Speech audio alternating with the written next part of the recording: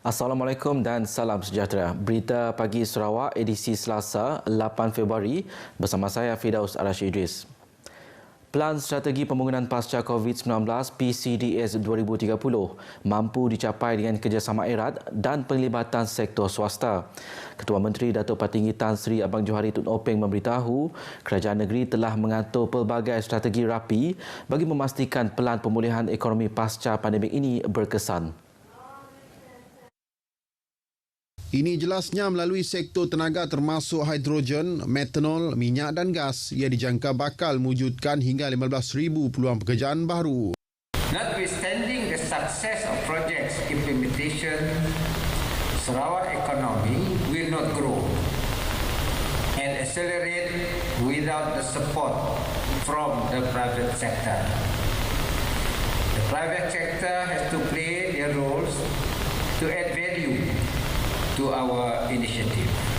Tambah Datuk Patinggi Tan Sri Abang Johari lagi, formula komprehensif iaitu tindakan dan pelan pelaksanaan AIP akan memantapkan pelaksanaan PCDS 2030 menerusi 6 sektor ekonomi dan 7 pemboleh pembasmian kemiskinan. Beliau berkata demikian di pelancaran AIP untuk PCDS 2030 di Kuching. PCDS 2030 diumumkan oleh Ketua Menteri pada 22 Julai tahun lalu semasa sambutan Hari Sarawak yang bertujuan untuk memulihkan ekonomi selepas fasa pandemik dan memastikan ekonomi Sarawak terus berkembang pada puratan 6 hingga 8% setahun. Ia termasuk meningkatkan saiz ekonomi daripada 135 bilion ringgit pada tahun 2019 kepada 282 bilion ringgit pada tahun 2030 yang melibatkan peruntukan berjumlah 63 bilion ringgit bagi pelaksanaan fasa pertama PCDS 2030 di bawah rancangan Malaysia ke-12 bermula tahun ini hingga 2025. Sementara itu, Jabatan Bekalan Air Luar Bandar JBAB di bawah Kementerian Utiliti dan Telekomunikasi terus komited dalam melaksanakan transformasi sistem pengurusan bekalan air di negeri ini, khususnya menerusi program Grid Bekalan Air Sarawak bagi memastikan rakyat terutamanya di kawasan luar bandar dapat menikmati bekalan air yang bersih.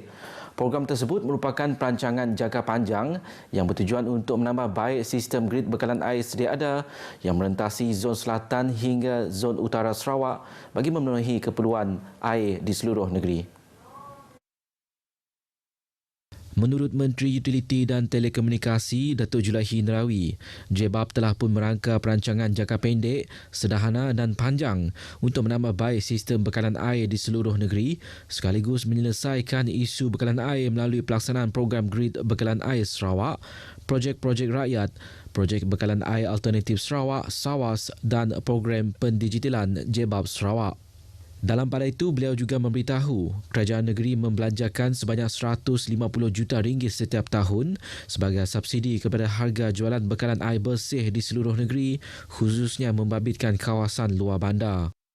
Saya ambil contoh tahun 2020. Kos pengeluaran air per meter cube ialah RM1.28. Dan pada tahun 2021, kosnya ialah RM1.58 per meter cube.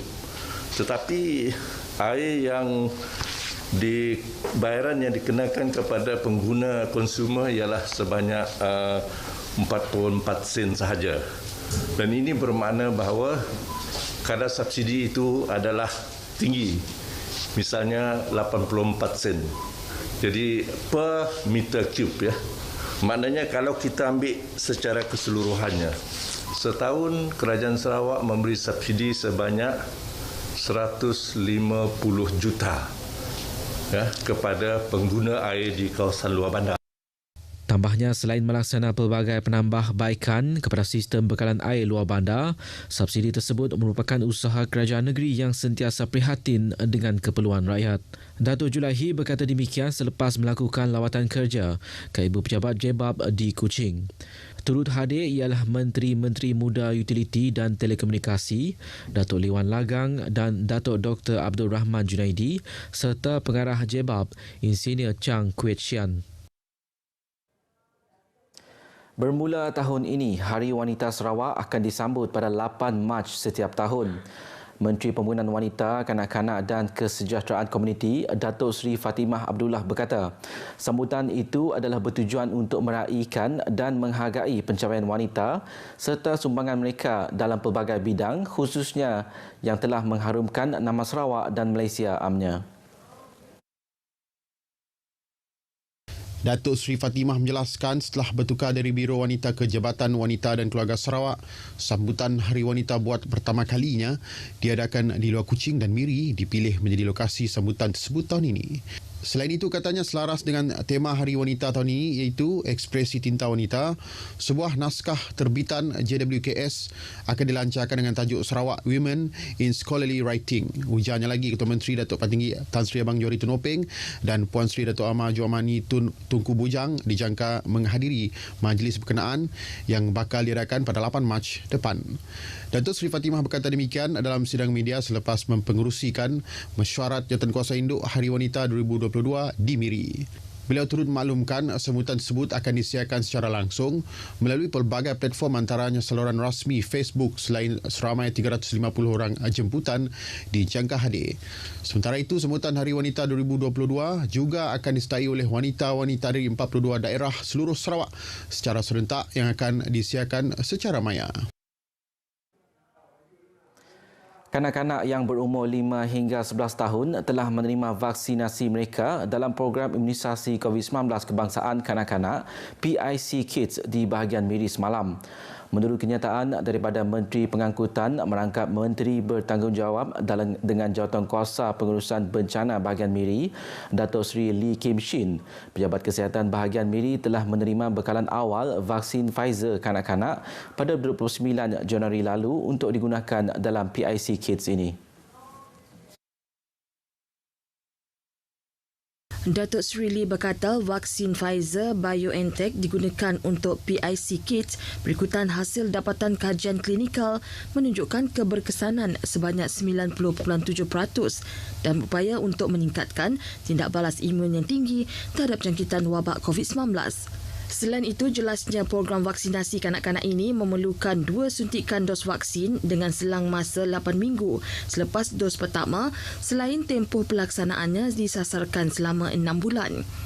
Beliau menambah sebahagian daripada bekalan vaksin tersebut telah diagihkan ke klinik kesihatan di pedalaman Miri yang mempunyai pegawai perubatan antaranya Klinik Kesihatan Bario, Klinik Kesihatan Mulu, Klinik Kesihatan Longsan, Klinik Kesihatan Long Bedian dan Klinik Kesihatan Long Jekitan. Datuk Seri Lee juga memaklumkan penyelarasan antara pejabat pendidikan daerah dan klinik kesihatan yang berhampiran turut dilakukan bagi memudahkan ibu bapa atau penjaga membawa dan menemani anak-anak mereka bagi mendapatkan suntikan vaksin.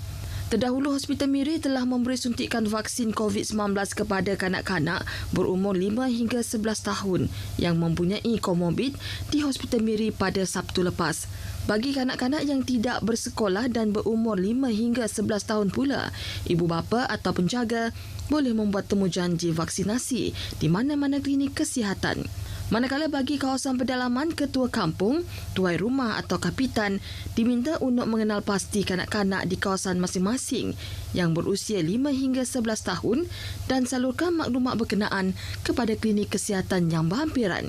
Bagi ibu bapa atau penjaga yang ingin mendapatkan janji temu, boleh menghubungi Pusat Pemberian Vaksin PPV di klinik-klinik kesihatan berhampiran antaranya PPV KK Tudan 085 664 650 atau 016 904 0816. Manakala PPV KK Miri 085 412 322 atau 010 371 1358.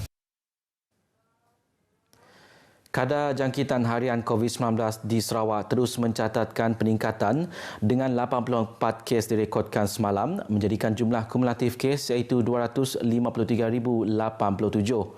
Daripada jumlah itu, hanya 1 kes dalam kategori 3 yang melibatkan jangkitan paru-paru, manakala selebihnya kategori 1 dan 2 iaitu tiada gejala dan gejala ringan. Menurut Jawatankuasa Pengurusan Bencana Negeri JPBN, dalam kenyataan hariannya, kes tersebut dilaporkan berlaku di 7 buah daerah dengan Kuching mencatatkan kes tertinggi iaitu 45 kes diikuti Sibu 20 kes. Sementara daerah-daerah lain seperti Miri merekodkan 9 kes, Serian 4, Song 3, manakala Bintulu terdapat 2 kes dan Semarahan hanya 1 kes. Dalam pada itu, Kementerian Kesihatan Malaysia Negeri Sarawak sehingga kini telah mengeluarkan sebanyak 717 kompaun sejak 11 Mac tahun lepas. Daripada jumlah itu, 16 kompaun dikenakan terhadap 16 individu di 3 buah daerah iaitu Kuching, Kapit dan Bintulu. Kompaun berkenaan adalah dari 30 Januari hingga 5 hari bulan ini. Polis Diraja Malaysia dalam pada itu turut mengeluarkan 10 kompaun di daerah Kuching dengan 7 daripadanya gagal mengimbas kod QR MySejahtera atau tidak mencatat kehadiran sebelum memasuki premis, sementara 3 lagi ialah gagal memakai pelitup separuh muka. Di Kuching, 2 wanita antara 23 individu yang terlibat dalam kegiatan penyalahgunaan dadah ditahan polis menerusi beberapa serbuan. Menurut Ketua Polis Daerah Kuching, Asisten Komisioner Polis ACP Ashmon Bajah, penahanan mereka dibuat hasil operasi berterusan sejak awal Januari lepas sehingga kemarin dalam usaha membantras penyalahgunaan dadah di bandaraya ini. ACP Asmon mendedahkan lokasi serbuan itu melibatkan beberapa tempat berbeza seperti Kampung Pasir Pandak, Kampung Pinang Jawa, Jalan Tabuan dan Jalan Tunku Abdul Rahman. Dalam kenyataan medianya, beliau berkata kesemua suspek berumur antara 20 hingga 41 tahun. Tambahannya, dalam operasi tersebut, polis turut merampas dadah jenis syabu dengan anggaran berat 16.75 gram. SP Asmon turut maklumkan seramai 4 suspek mempunyai pelbagai rekod lampau bersabit penyalahgunaan dadah. Kes kini disiasat di bawah Seksyen 39A, Kurungan 1 Akta Dadah Berbahaya 1952. Sekian berita pagi Sarawak edisi Selasa 8 Februari. Keluarga Malaysia, dos pengalak juga meningkatkan daya tahan bagi melindungi anda dari jangkitan varian yang membimbangkan VOC. Dapatkan dos pengalak anda. Assalamualaikum dan salam hormat.